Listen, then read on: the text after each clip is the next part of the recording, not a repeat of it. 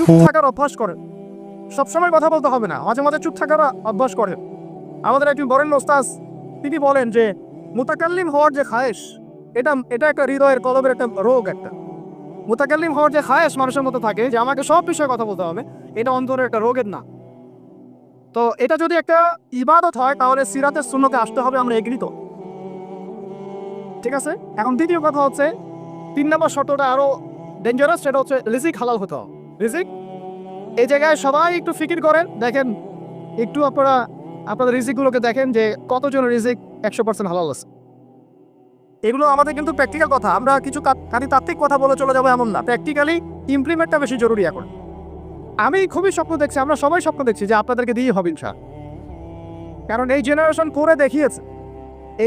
করে দেখিয়েছে, এবং তারা আমাদেরকে দেখিয়েছে কোন ভাষায় কথা বললে কাজ হয়।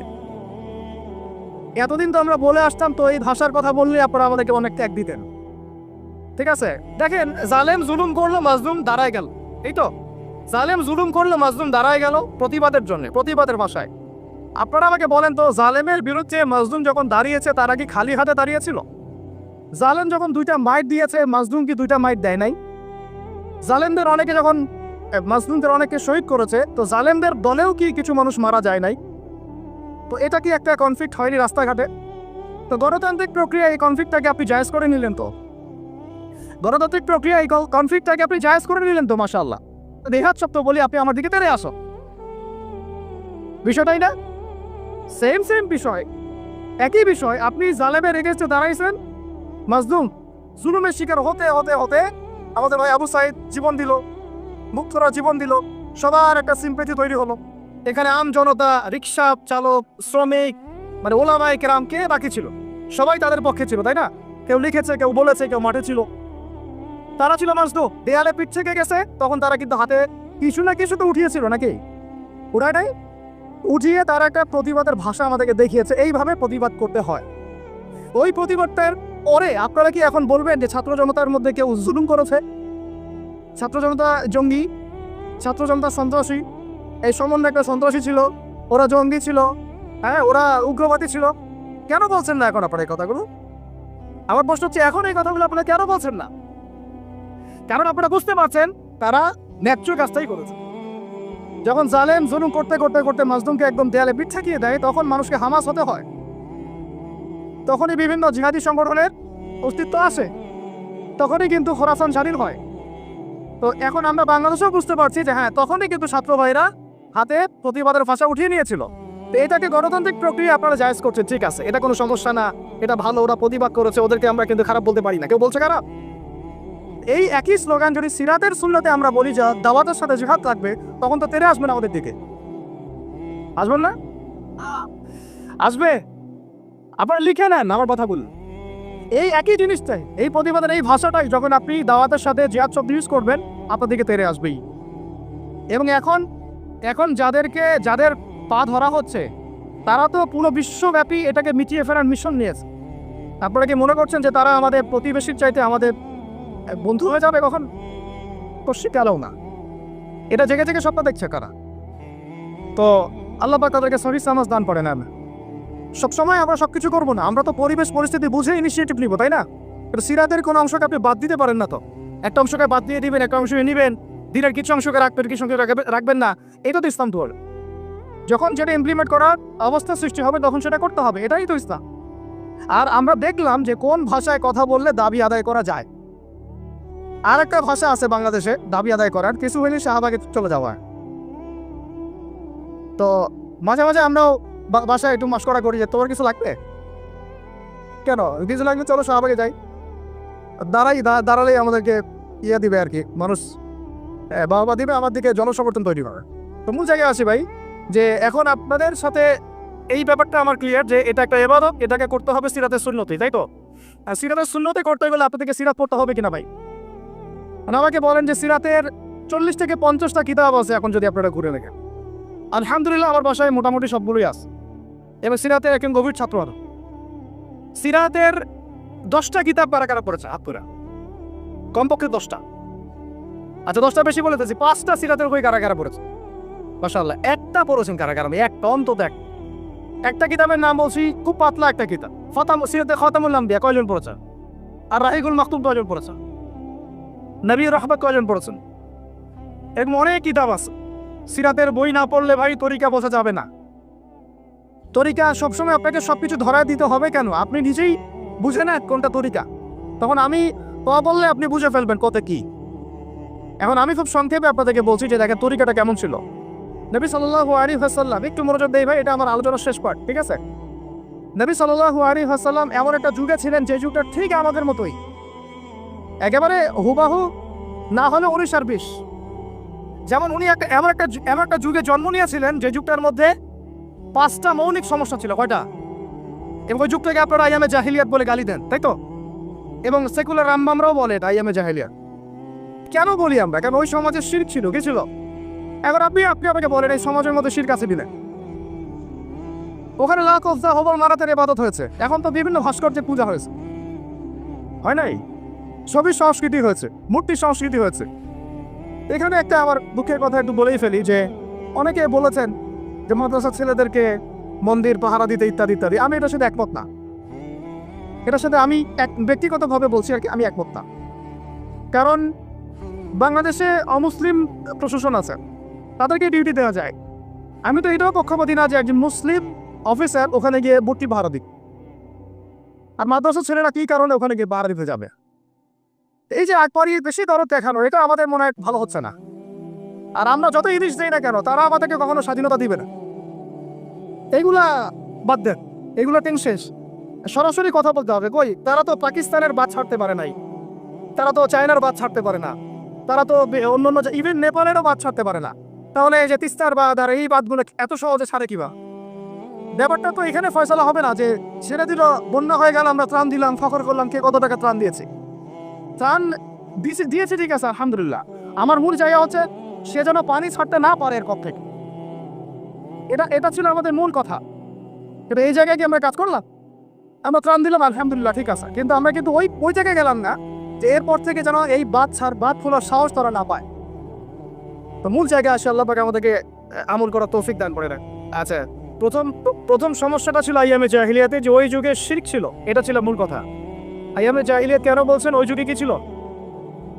এখন বিশ্বাস করেন আমাদের বাংলার মাটিতে ধর্মীয় অঙ্গনে শিরক আছে, কবর পূজা, মাজার পূজা আছে না? রাজনৈতিক অঙ্গনে শিরক আছে। কি শিরক? আল্লাহর বিধান বাদ দিয়ে তাগুতি বিধানে দাসত্ব করা। অর্থনৈতিক অঙ্গনে শিরক আছে, আল্লাহর হালালকে হারাম করে ওটাকে আবার বেশি উত্তম মনে করা। এগুলো কি ইমান ভঙ্গের কারণের মধ্যে পড়ে না? আপনারা তো জানেন। তারপরে সংস্কৃতির মধ্যে শিরক নাই, আর শিক্ষার শিরক তো আপনারা দেখতেই পাচ্ছেন। শিক্ষার মধ্যে কি কি শিরক আছে? এখন তো আপনাকে ট্রান্সজেন্ডার করতে হবে, টেক্সট বইয়ের মধ্যে চলে আসতেছে। কি করবেন আপনি? তো প্রত্যেকটা ডিপার্টমেন্ট, আমাদের ডিপার্টমেন্টে কয়টাই? ব্যক্তি জীবন, ধর্মীয় জীবন, পারিবারিক, অর্থনৈতিক, শিক্ষা, সংস্কৃতি, রাজনীতি, প্রত্যেকটা ডিপার্টমেন্টে শিরক আছে বাংলাদেশে। তাহলে আইয়ামে জাহিলিয়াতের ওই শিরক না হয় একটা ধর্মীয় প্রেক্ষাপটে ছিল, এটা তো পুরো একটা গ্লোবাল প্রেক্ষাপটে শিরক হয়ে যাচ্ছে। তাহলে আমরা কি এখন আইয়ামে জাহিলিয়াত থেকে এই সেন্সে মুক্ত হতে পেরেছি? দ্বিতীয় প্রবলেম ছিল রিবা। আইয়ামে জাহিলিয়াতের দ্বিতীয় প্রবলেম রিবা। এখন আপনি যে কোনো ব্যাংকের দিকে তাকান বা ব্যাংকিং সিস্টেমের দিকে তাকান, ইনক্লুডিং ওয়ার্ল্ড ব্যাংক, IMF, তারপরে আপনার ফেডারেল রিজার্ভ এবং আমাদের সেন্ট্রাল ব্যাংকগুলো, ইকোনমিক্স আমরা পড়েছি ভাই, না পড়ে কথা বলছি না। ইকোনমিক্স আমাদের ইউনিভার্সিটির সাবজেক্ট। একেবারে ভিতরে গোড়ায় সুদ আছে। সুদ আছে, কি আছে? সুদ আছে, গোড়ায় সুদ আছে। এমনভাবে সুদের অক্টোপাসে চেপে ধরেছে যে মানে আপনি যেটাই ডিল করতে চান একটা সুদের অংশ আপনাকে দিতে হবে। পশ্চিমাদের কাছে আপনি লোন নিতে চান, বিনা সুদে কোনো লোন তারা দিবে না। বরং আমরা দেখেছি খোরাসান স্বাধীন হওয়ার পরে তাদের যে রিজার্ভ ছিল ওটা তারা জব্দ করেছিল। আর আপনারা তো অনেকে জানেন যে তারা এখন কারেন্সির দিক থেকে অনেক উন্নত হয়ে গেছে।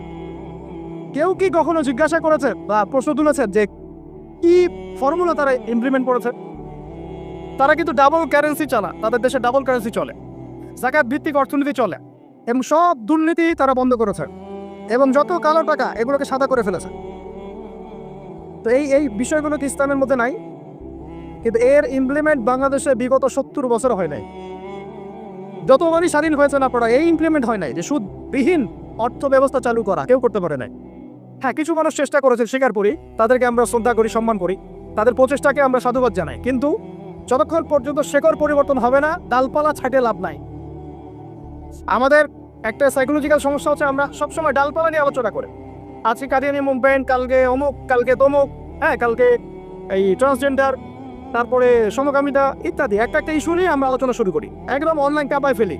কিন্তু ডাল যদি ছেটেও ফেলেন, শেকড় যদি পচা থাকে, ওই শেকড় থেকে কি আপনি বিশুদ্ধ কোনো ফল পাবেন? তা আমরা যে দাওয়াটার কথা বলি সেটা হচ্ছে পুরো শেকড়টাকেই লা ইলাহা ইল্লাল্লাহ এইটা প্রতিষ্ঠা করা।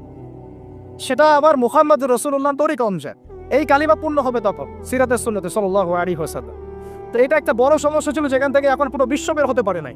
তাহলে আমরা এখনো জাহিলিয়াতের এই মরণ থাবার মধ্যেই কিন্তু আছি। 3 নম্বর ছিল মাদক। বলেন, আপনারাই বলেন, এই মাদক থেকে কি আমরা বেরোতে পেরেছি কিনা? আমরা তো অনেকে দেখি ইফতার করেও সিগারেট টান দেয়। তো আরো বড়, এখন এই অঞ্চলগুলোতে আপনারা তো জানেন ভালো করে আমার চেয়ে মাদকের কি সয়লা। হ্যাঁ, অনেক বড় বড় কোটিপতি শিল্পপতি হয়েছে, ইয়াবার ব্যবসা করে, আবার জাকাতও দেয়, আবার এদিকে হজও করে, উমরাও করে। তো সুদ দেখেন, সুদ, ঘুষ, দুর্নীতি। দুর্নীতি ছাড়া কোন সেক্টরটা টিকে ছিল? ঘুষ ছাড়া কোথায় চাকরি হয়েছে? সুদ ছাড়া কোন ব্যাংকিং সিস্টেম চলে? তাহলে সেই হারাম অর্থনীতি থেকে আমরা তো বের হইতে পারি নাই। আমি জাহিলিয়াতের মধ্যে আছি এবং মাদকের মানে ভয়াল খাবার মধ্যে আছে। ইয়াং জেনারেশনের বেসিক সমস্যাই মাদক এখন। কারণ তারা একটা সময় পর্যন্ত অন ইসলামিক লাইফ লিড করে, গার্লফ্রেন্ড অ্যাফেয়ার্স, এইটা ওইটা গান বাজনা করতে করতে হতাশ, শেষমেশ মাদক। ওখানে গিয়ে লক্ষ লক্ষ ছেলে বাংলাদেশে মাদকাসক্ত হয়ে আত্মহত্যা করেছে। হয়তো লক্ষ লক্ষ না হলেও পরিসংখ্যানটা কাছাকাছি হবে। তো এই সমস্যাটা থেকে আমরা কিন্তু বের হতে পারি নাই। একটা ছিল জাহিলিয়াতের সমস্যা, নারী জাতির অবমাননা। এটা থেকে কি বের হতে পারছে জাতি? বলেন, নারী জাতির অবহেলা। আমাদের একটু আগে এক বোনের কথা আসলো, তাহলে আমাদের বোনরা কি এখনো সেফ? একটা প্রসঙ্গ শব্দ উঠে আসছে না, গুম। এখন আসলে ব্যাপারটা এমনই হয় যে আপনি তো তখন কোনো প্রতিবাদও করতে পারবেন না। একেবারে আতর্কিত হামলার মতো হুট করে 1 মিনিটের মধ্যে উঠে নিয়ে চলে গেল, কিছুই বলার নাই, কিছুই করার নাই। সাথেই হ্যান্ডকাফ, চোখ পেতে ফেলা এবং জোরে জোরে গান ছেড়ে দেয়, যাতে আপনার মাইন্ডটা ফ্রেশ থাকে। নাউযুবিল্লাহ, মানে আপনি যে রিল্যাক্স ফিল করেন, হয় না বা? তো এই যে একটা ভীতিকর অবস্থা, যখন তখন যাকে তাকে উঠে নিয়ে যাচ্ছে, এখান থেকে তো মেয়েরাও রেহাই পেল না। তখন তাহলে সত্যি কি আমরা আমাদের দিনী বোনদেরকে সিকিউর করতে পেরেছি? ইভেন আমরা তো ভাইদেরকেও সিকিউর করতে পারি নাই। যেমন উস্তাদ করা হবে বললেন, এরপর থেকে এরকম করতে আসলে হাত ভেঙে দেওয়া হোক, এরপর থেকে এরকম গোপন অভিযান চালাতে আসলে প্রতিবাদ করা হবে সব। কারণ যদি একজন মানুষ অপরাধ করেই থাকে, আপনি সরাসরি মামলা দায়ের করে তার বিরুদ্ধে ব্যবস্থা নেন। এভাবে হুটহাট করে রাতের অন্ধকারে উঠায় নিয়ে চলে যাবেন, কোথায় রাখবেন কেউ জানবে না, কি খাবে না খাবে তার ঠিক ঠিকানা নাই, লাশ ধোয়া চৌকির মধ্যে শুয়ে থাকবে। একটা কোরআন চাইলে কোরআনও দিবেন না পড়তে, একটা কোরআন যদি চাওয়া হয় কোরআনও দিবেন না পড়তে। যখন তখন রিমান্ডে নিয়ে যাবেন। নির্যাতন তো ওটা বাদ দিলাম, কারণ আমরা বলতে চাই না এই কারণে, আমরা অনেক ভাইদের কুরবানির যে ইতিহাস শুনেছি, গল্প কারগুজারি শুনেছি, তার বিপরীতে এই বিষয়গুলো নিয়ে আমার ব্যক্তিগতভাবে কথা বলতে লজ্জা লাগে। তাদের এত বড় বড় কোরবানি আছে যে আমরা এগুলো নিয়ে কথা বলতে লজ্জা পাই। ঠিক আছে, তো এতটুকু শুধু ইঙ্গিত দিব যে এগুলোর পিছনে যতটা না রাম বাম আর দাস্তিক মোটা দেরা দায়ী, তার চেয়ে বেশি দায়ী ছিল এক শ্রেণীর দাড়ি টুপিওয়ালা মানুষ। এতটুকু বললাম, আর কিছু বলতে চাই না। কারণ আমরা চাই কিছু আচার পরকালের জন্য থাক। কথা হচ্ছে, আমরা কিন্তু আমাদের ভাই বোনদেরকে সিকিউর করতে পারছি না। আমাদের ভাইরা এখনো ওই মাদক আর নারী জাতির অবমাননার মধ্যেই থেকে গেছে। আর এখন বেহায়াপনা, এই আপনার জেনা, ব্যভিচার, পর্নোগ্রাফি, মেয়েদেরকে অনেকে বলেন জীবন্ত তো এখন দাফন করা হয় না। আমি বলি মেয়েদেরকে এখনো গর্ভে মেরে ফেলা হয়। মেয়েদের প্রতি এখনো সমাজ সেইভাবে সাম্য প্রদর্শন করছে না। অনেক আমাদের মতো মানুষ অনেকে মেয়ে সন্তান হলে মুখটা কালো করে ফেলছে। এগুলো তো ইসলামের শিক্ষা না। তো মেয়েদেরকে অবমাননার জায়গা থেকে বের করতে হবে। তাদের যে শান্তি আর কামিয়াবি, এটা এই সকল পশ্চিমা সভ্যতার এই দর্শনগুলোর মধ্যে নাই। তাদের শান্তি কামিয়াবি আছে শুধুমাত্র কোরআন এবং হাদিসের মধ্যে। এই মেসেজটা আমাদের বোনদেরকে পৌঁছাতে হবে ইনশাআল্লাহ। এবং আমাদের বোনরা কিন্তু অনেক ইমানদার, অনেক শক্ত, যারা ইসলামের পথে ফিরে আসে না, আমরা কিছুটা দেখেছি দূর থেকে, তারা মাশাআল্লাহ অনেক শক্ত মুমিনা হয়। তার ধার কাছে হয়তো আমরা যাইতে পারি না, জানেন। এইরকম আমি রিকোয়েস্ট করি আপনাদেরকে যে আপনারা তো বিয়ে শাদী করবে, শুধু দিনদারিতাকে প্রাধান্য দিয়ে বিয়ে করেন নাই। অন্য বিষয়গুলো টেম্পোরারি, আপেক্ষিক, একটা খাস দিলে দোয়া করলাম, ঠিক আছে। দিনী বোনদেরকে দিনদারিতার ভিত্তিতে আপনারা আপনাদের সহধর্মিনী মানান, অন্য কোনো বিষয় দেখতে যায় না। হ্যাঁ, থাকলে তো আলহামদুলিল্লাহ ভালো, কিন্তু এটা সবচেয়ে বেশি জরুরি বিষয় না। সবচেয়ে বেশি জরুরি বিষয় দিনদারিতা, পরহেজগারিতা, ঈমান। আল্লাহ পাক আপনাদেরকে সেই রকম মুমিনা নারী আপনাদের তাকদিরে আল্লাহ পাক নসিব করে না। এরকম মুমিনা নারী পাইলে দেখবেন যে একাই সারা দেশ কাঁপায় ফেলবেন। চাল ইতিহাস আছে এগুলোর, আছে তো নাকি? একটু প্রশংসা করলাম, যদি লাইভে দেখে বাসায় গিয়ে ভালো খাওয়া দাওয়া দিবে আর কি। মাঝে মাঝে তো না খেয়ে বেরোইতে হয়, ঠিক আছে। বড় মুশকিল ভাই, এখন আপনারা ঢুকে লাগে লাইফে, তারপরে বুঝবেন ইনশাআল্লাহ, ঠিক আছে। আল্লাহ পাক আপনাদের সবার যেন একটা সালামতির জিন্দগি দান করে। কিন্তু নারীর অবমাননার ওই জাহিলিয়াত থেকে কিন্তু আমরা বের হইতে পারি নাই। আর একটা হচ্ছে, এটা আরো মারাত্মক, গোত্রীয় হানাহানি ছিল প্রকট আইএমএ জাহিলিয়ায়, ছিল না? গোত্রীয় হানাহানি একদম প্রকট আকারে ধারণ করা ছিল আইএমএ জাহিলিয়াতে। আমাকে বলেন, এইটা এখনকার বিশ্বে বা দেশে কি বাদ হয়েছে কিনা? এখন এটা পলিটিক্যাল হানাহানির রূপ নেয় নাই, বৈশ্বিক হানাহানির রূপ নিছে না? তাহলে ওই যুগে, যে যুগে নবী সাল্লাল্লাহু আলাইহি ওয়াসাল্লামকে আল্লাহ পাক পাঠিয়েছে, সেই যুগে যে জাহিলিয়াতগুলো ছিল, এখন গ্লোবাল পার্সপেক্টিভেই এই জাহিলিয়াতগুলো এখনো আছে, বরং তার চেয়ে আরো বড় মাত্রায় আছে। তখন সুদ ছিল একটা নির্দিষ্ট জায়গায়, এখন ওয়ার্ল্ড ওয়াইড। তখন আপনার জেনা ছিল একটা নির্দিষ্ট জায়গায়, নির্দিষ্ট পরিসরে, এখন পর্নোগ্রাফি দিয়ে একেবারে ফোনে ফোনে। এই ফোনের ওজন কম, কিন্তু কিয়ামতের মাঠে এর ওজন বোঝানো খুব কঠিন হবে। এই ফোনের ওজনটা কম, কিন্তু কিয়ামতের মাঠে এই ফোনের গুনাহের জবাব দেওয়ার যে বিচার, এটা অনেক কঠিন হবে। আল্লাহ পাক আমাদেরকে তাকে অবলম্বন করার তৌফিক দান করেন। বিনা প্রয়োজনে ইউজ করবেন না, আপনার যতটুকু প্রয়োজন এতটুকু। এখন এই জাহিলিয়াতের সমাজে আল্লাহ পাক এমন একজন মহামানবকে পাঠালেন, একটু কনসেন্ট্রেট করেন, এমন একজন মহামানবকে আল্লাহ পাক এই জাহিলিয়াতের সমাজে পাঠালেন, আইয়ামে জাহিলিয়াতে, মানে আবু জেহেলের যুগে, যিনি মাত্র 23 বছরের ব্যবধানে, কত বছর? মাত্র 23টা বছর দিন রাত অক্লান্ত পরিশ্রম করে ওই জাহিলিয়াতে পূর্ণ সমাজটাকে একেবারে পুরা ইউটার্ন করে একটা আলোকিত সমাজে প্রতিষ্ঠা করে দিয়ে চলে গেলেন। সুবহানাল্লাহ, কত বছর? তিনি কি প্রথমে একা ছিলেন না দুজন ছিলেন বলেন? আল্লাহ আছেন তার সাথে, ওহী আসছে, এবং তিনি কিন্তু একা একজন দিয়ে দাওয়াত শুরু করেছে। তিনি মানে হেরা গুহায় কি করতেন? নবী সাল্লাল্লাহু আলাইহি ওয়াসাল্লাম হেরা গুহায় চিন্তা করতেন কিভাবে এই জাহিলিয়াতে পূর্ণ সমাজটাকে পরিবর্তন করা যায়। আল্লাহকে ডাকতেন, আল্লাহ পথ দেখাও, কারণ তিনি তো নবী, আগে থেকেই নবী। তখন আল্লাহ রাব্বুল আলামিন তার কাছে ওহী করলেন। প্রথম ওহীটাই কি আপনারা বলেন? সূরা আলাকের প্রথম 5টা আয়াত, তাই না? এখানে প্রথম শব্দটা কি? পড়ুন। এই যে পড়তে বলা হয়েছে, আপনাকে পড়তে হবে। ফ্যান্টাসি দিয়ে, গরম গরম বক্তব্য দিয়ে, শুধুমাত্র স্লোগান দিয়ে গেলে দিন কায়েম হবে না ভাই। আমি আবার বলছি, গভীর এলাবর্ষণ করতে হবে। চল, প্রথম কথা ইকরা, আপনি পড়ুন। এখানে ইকরা বলার কারণ কি? তখন তো শিরক ছিল। আল্লাহ পাক বলতে পারতেন তুমি শিরক করো না, মূর্তি পূজা করো না। হ্যাঁ, সমাজে নারী মেয়েদেরকে জীবন্ত কবর দেওয়া হচ্ছে, বন্ধ করতে বলো। কোনো কথা আল্লাহ পাক আগে বলেননি, বলেছেন ইকরা বিসমি রাব্বিকাল্লাযী খালাক, পড়ুন আপনার সেই রবের নামে যিনি আপনাকে সৃষ্টি করেছেন। তার মানে যে জ্ঞান আপনাকে আল্লাহর দিকে নিয়ে যায় সেটাই জ্ঞান, আর যেটা আল্লাহ থেকে দূরে সরায় সেটা কি তাহলে? জাহালাত, জাহিলিয়া। এখনকার শিক্ষা ব্যবস্থাকে আল্লাহর দিকে নিয়ে যাচ্ছে আমাদেরকে, তাহলে এটা কি হচ্ছে তাহলে? জ্ঞান না জাহিলিয়াত? সহজ কথা, সিরাতের আলোকে। খালাকাল ইনসানা মিন আলাক, যিনি মানুষকে আলাক দিয়ে সৃষ্টি করেছেন। ইকরা ওয়া রাব্বুকাল আকরাম আল্লাযী আল্লামা বিল কলম। দেখেন আমাদেরকে আল্লাহ পাক জ্ঞান শিক্ষা দিয়েছেন কলম দিয়ে।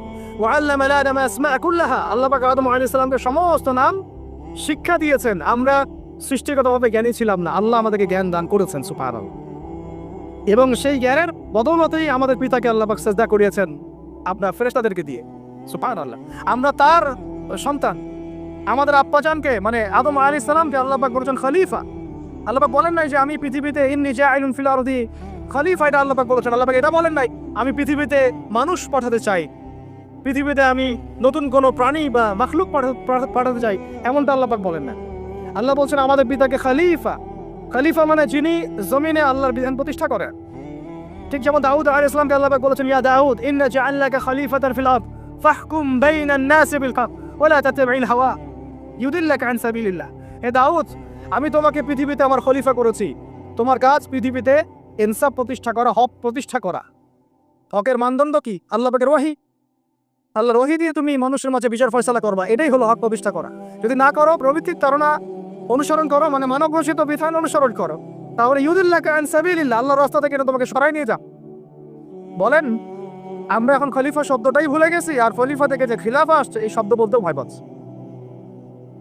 বাংলাদেশের ইয়াং জেনারেশন এখন যারা মানে ইসলাম প্র্যাকটিস করছে তাদের অনেকেও নামাজ, রোজা, হজ, জাকাত এই শব্দগুলোকে যেভাবে রিসিভ করেন শরিয়া, ইমারা, খিলাফা রিসিভ করতে পারেন না। কারণ এই ব্যর্থতার দায় আমাকে নিজের উপর নিতে হবে। কারণ আমি হয়তো বিগত 5 বছরে তাকে এই শব্দগুলো শোনাতে পারি নাই। বিগত 5 বছরে সব লেকচারগুলো ঘটেন আপনারা, সব ওয়াজ মাহফিলের দেখেন কয়টা লেকচারে, কয়টা ওয়াজে এই কথাগুলো, সামগ্রিক দাওয়ার কথাগুলো আছে। তার মানুষ জানবে কি? তো নবী সাল্লাল্লাহু আলাইহি ওয়াসাল্লামের কাছে প্রথম ওহী আসছে পড়াশোনা কেন্দ্রিক, হয় আমাদেরকে পড়াশোনা করতে হবে। আর এই পড়াশোনার জন্যই মেলা, বই, যে আয়োজনগুলো হচ্ছে এগুলো কিন্তু আমাদের পড়াশোনার জন্যই। আসলাম, বই কিনলাম, চলে গেলাম, এটা না। আপনাকে একটা সিলেবাস মেনটেন করে পড়তে হবে, একটা সিলেবাস মেনটেন করে পড়াশোনা করতে হবে। তাও একা একা না, ওস্তাদের সহবতে। এটা অনেক ইম্পর্টেন্ট পয়েন্ট। মাথার উপরে মুরব্বী রাখা, বড় বড় ওলামায়ে কেরাম রাখা, নিজেকে মুরব্বী না ভাবা। বহু তুল্লাব এবং বহু আলেম পর্যন্ত নিজেকে শুধু মুরব্বী ভাবার কারণে আর তাদের মাথার উপর থেকে মুরব্বীকে সরিয়ে দেওয়ার কারণে মুহূর্তের মধ্যেই পথভ্রষ্ট হয়ে গেছে। ইভেন তাগুতের দালালিও করে দিচ্ছে। এমন অনেক ঘটনা আছে, নজির আছে, আপনারা দেখতে পারবেন। তো আমাদেরকেও এরকম উস্তাজ, ওলামায়ে কেরাম, বরেণ্য মুরব্বীদের সোহবত এটা জরুরি। সোহবত না আসলে তাজকিয়া আসবে না, আর তাজকিয়া না আসলে আপনার আমার দ্বারা কোনো দাওয়াতও সম্ভব না, ওই জিহাদও সম্ভব। বিশ্ব দূষিত কলব দিয়ে আল্লাহর দিন কায়েম সম্ভব। আমার কলবটা মুনাওয়ার হতে হবে, নূর লাগবে। নূর অর্জন করতে হলে আমার পড়াশোনা, আমলের পাশাপাশি এরকম মুহাক্কিক আলেমদের সোহবতও লাগবে। এবং এই জায়গায় আপনি নিজেকে সাম্প্রদায়িক করে ফেলবেন না যে আমি শুধু একজনকেই আমি মানে আমার মাথার উপর রাখছি, বাকি আর কাউকে আমি চিনি না। এরকম চিন্তা মনে হয় করা ঠিক হবে না। বরং বরেণ্য ওলামায়ে কেরামের সবার কাছ থেকে আপনি নূর হাসিল করবেন। ঠিক আছে? অনেক সময় দেখা যায় আমাদের বড়দের মধ্যে কোনো কোনো বিষয়ে মতপার্থক্য হতে পারে। এই জায়গায় আপনার আমার কাজ কি? এই জায়গায় আমরা আমার কাজ তালেবে ইলম হিসেবে একদম চুপ থাকেন। কি থাকা? একদম চুপ থাকবে না, কথা বলবেন না। ওইটা তারা বুঝবে। এই জায়গায় ফেসবুকটা যে ক্ষতি করেছে বাংলাদেশে, অন্য কোনো প্ল্যাটফর্ম সেটা করে না। এটা কিন্তু একটা ক্ষতিকর দিক। এটা ভালো দিকও যেমন আছে, এটা ক্ষতিকর দিকে। কথা সব জায়গায় ভালো যাবে না, আমাদের সবাইকে কথা বলা যাবে। তো মাথার উপর মুরব্বী রাখা, ওলামায়ে কেরামের সহবতে থাকা এবং ইলম অনুযায়ী আমল করা, আল্লাহ পাক আমাদেরকে বোঝার তৌফিক দান করে। এবার নবী সাল্লাল্লাহু আলাইহি ওয়াসাল্লামের কাছে যখন এই ওহীটা আসলো, আপনারা তো জানেন তিনি বাসায় গিয়েছেন, নিজের জীবনের আশঙ্কা করেছেন। ওয়ারাকা বিন নাফিল কি বলেছিলেন? ওয়ারাকা বিন নাফিল বলেছিলেন যে তোমার কাছে যিনি এসেছেন সে হচ্ছে নামুস, মানে জিবরাইল আলাইহিস সালাম। এইবার তোমাকে বের করে দিবে। আমার পয়েন্টটা ধরেন এই জায়গায়। ওয়ারাকা বিন নাফিলের কাছে আল্লাহর নবীকে নিয়ে যাওয়া হলে সাল্লাল্লাহু আলাইহি ওয়াসাল্লাম, তিনি মন্তব্য করেছিলেন যে তোমার কাছে যে এসেছে সে হচ্ছে নামুস, জিবরাইল আলাইহিস সালাম। তোমার কাছে এমন একটা ওহী আসছে, এইবার তোমাকে তোমার কওম বের করে দিবে। নবীজি অবাক হয়ে জিজ্ঞাসা করেছিলেন যে আমাকে তারা বের করে দিবে? আমাকে তারা সাদিক আল আমিন বলে থাকে, তাই না? তখন তিনি বলেছেন এর আগে যার কাছেই নামুস এসেছে, মানে এই ওহী, আল্লাহর ওহী এসেছে, তাকেই তার কওম বের করে দিয়েছে। তার মানে কি? তার মানে আপনি যখন ওহী ভিত্তিক হকের কথা বলবেন এবং সিরাতে সুন্নতে নিজেও চলবেন এবং সেটা কায়েম করতে চাইবেন, আপনাকেও সমাজ থেকে বের করে দেওয়া হতে পারে। বের করে দেওয়া হতে পারে, আরো বড় কিছু হতে পারে। এবার তাকদিরে যা আছে তা হবে, এটা আল্লাহ পাকের হাতে। কিন্তু আমরা কি সুন্নত থেকে সরে যাব? এবার নবী সাল্লাল্লাহু আলাইহি ওয়াসাল্লাম যখন শুয়ে আছে, এই যে জাম্মিলুনি এইখান থেকে বলতেছে, তখন কিন্তু আল্লাহ রাব্বুল আলামিন কয়েকদিন পরে আরেকটা ওহী করেছেন। এই ওহীটা আমরা অনেকে আলোচনা করতে চাই বা করি না, এটা একটু আমি আলোচনা করব আজকে। ধৈর্য ধরতে পারছেন কি? আচ্ছা ঠিক আছে, আপনারা ধৈর্যচ্যুতি হয় কিনা আমি ভয় পাচ্ছি। তো দ্বিতীয় ওহীটা অনেকেই জানি না। দ্বিতীয় ওহী কি এটা অনেকেই জানি না এবং এটার ব্যাখ্যা অনেক সময় করা হয় না। প্রথম ওহীটা নিয়ে কথা হয় যে পড়াশোনা করতে বলা হয়েছে। দ্বিতীয় ওহীটা হচ্ছে সূরা মুদ্দাসসিরের প্রথম 5-6টা আয়াত। তিনি যখন শুয়ে আছে, দ্বিতীয় ওহী আসছে, ইয়া আইয়ুহাল মুদ্দাসসির, হে কম্বল আবৃত রাসূল, উঠুন। কুম ফাআনজির, কুম উঠেন, আপনি উঠে দাঁড়া। ফাআনজির মানুষকে সতর্ক করে। ওয়া রাব্বুকা ফাকাব্বির, আপনার রবের তাকবীর পাঠ করেন। আমরা যে বলি তাকবীর, আল্লাহু আকবার, ঠিক আছে? ওয়া রাব্বুকা ফাকাব্বির ওয়া সিয়াবাকা ফাতাহহির ওয়া রুজসা ফাহজুর। দেখেন এই বেসিক আয়াতের উপর আমাদের আমল নাই, আমি দেখাচ্ছি আপনাদেরকে। এখানে ওহী প্রাপ্ত হওয়ার পরে নবী সাল্লাল্লাহু আলাইহি ওয়াসাল্লামকে বলা হয়েছে আপনি উঠে দাঁড়ান। উঠে দাঁড়ান মানে শুধু বিছানা থেকে মাটিতে দাঁড়ান অর্থ নয়। উঠে দাঁড়ান মানে হক নিয়ে আপনি সমাজের মধ্যে দাঁড়িয়ে পড়েন এবং সমাজের ফাআনজির, মানুষকে সতর্ক করা শুরু করেন। তবে হক প্রাপ্ত হলে হক চিনতে শিখলে আমাদের কাজ কি? দাঁড়িয়ে যাওয়া, হককে দাঁড়িয়ে যাওয়া, মানুষকে সতর্ক করা, দাওয়াতের কাজ করতে থাকা এবং রবের তাকবীর পাঠ করুন।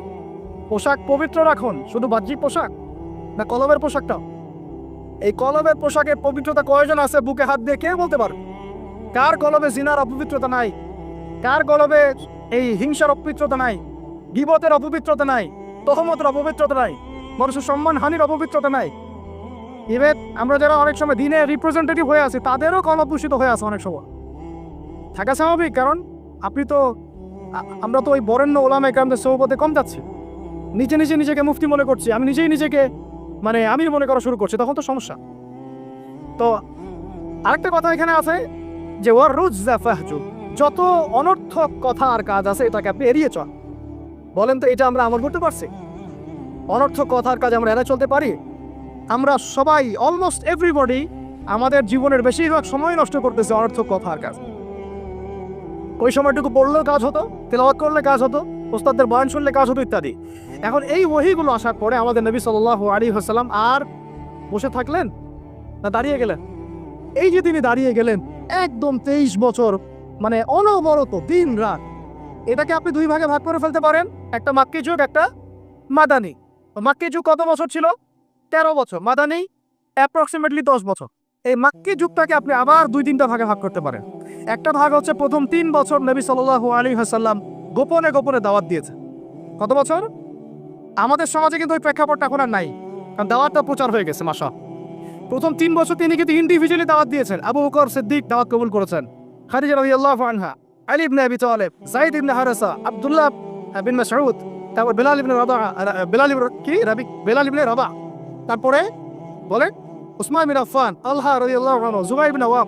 এই যে বরেণ্য সাহাবায়ে কিরাম যারা বদর, উহুদ, খন্দক কাঁপিয়ে দিয়েছেন, পরে তারা ইসলাম কবুল করেছেন কখন? এই প্রথম 3-4 বছর। তাহলে আমাদেরকে কিন্তু মানুষ তৈরি করতে হবে। সিরাতের শিক্ষা কি? মানুষ তৈরি করতে হবে। এবং এই দাওয়াতটা কি মুসলিম সমাজে হচ্ছিল না অমুসলিম সমাজে হচ্ছে?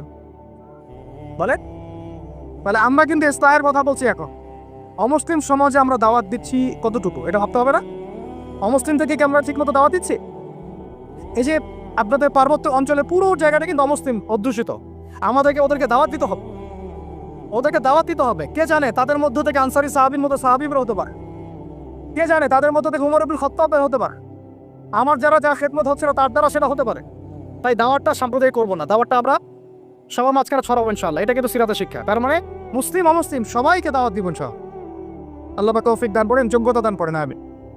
এই দাওয়াত চলতে লাগলো প্রথম 3 বছর। 4র্থ বছর থেকে প্রকাশ্যে দাওয়াত শুরু হলো, যখন ওমর, হামজা এরকম কিছু সাহাবী আস্তে আস্তে ইসলাম কবুল করতে লাগলেন।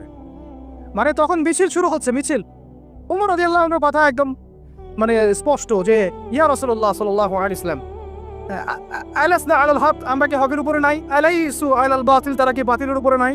তাহলে আমরা কেন এখন ঘরের ভিতরে নামাজ পড়বো? চলেন আমরা কাবা ঘরে গিয়ে নামাজ পড়ব। ব্যাস, মিছিল করতে করতে কাবা ঘরে যাওয়া হলো, নামাজ পড়া হলো। সুবহানাল্লাহ। ওই উপর থেকে আপনারা হজমরা যারা করেছেন হয়তো দেখছেন, আবু জাহেলের বাড়ি বলে একটা জায়গায় কি, তাই না? ওই টয়লেট গণেঘটা আসলে কতটুকু সই আমি জানি না। ওইখানে পিছনে কিছু পাহাড় আছে, ওই পাহাড়গুলোর উপরে উঠে তখন ওই মশাইটা দেখছিল। আর আবু জাহেল ওই মিছিলে আক্রমণ করার চেষ্টা করেছে, কিন্তু উতবা বিন রাবিআ আসে বলেছিল ভুলেও এই মিছিলে আক্রমণ করিল না। ওখানে দেখো 2জন বীর সেনা আছে, ওই যে হামজা, ওই যে ওমর, গেলে একে পিছিয়ে ফেলাই দিবে। তো এখন আমরা চাই আমাদের ভাইদের মধ্যে হামজা আর ওমর উঠে আসুক, তখন আরো প্রকাশ্যে কথা হবে ইচ্ছা। এটা একটা স্ট্র্যাটেজি আর কি। যখন আপনার কাছে শক্তিশালী কিছু মানুষ থাকবে, তখন কিন্তু দাওয়াতটা আরো বড় পরিসরে হয়, এটা স্বাভাবিক। এই জন্য আমরা আমাদের সরকার হোক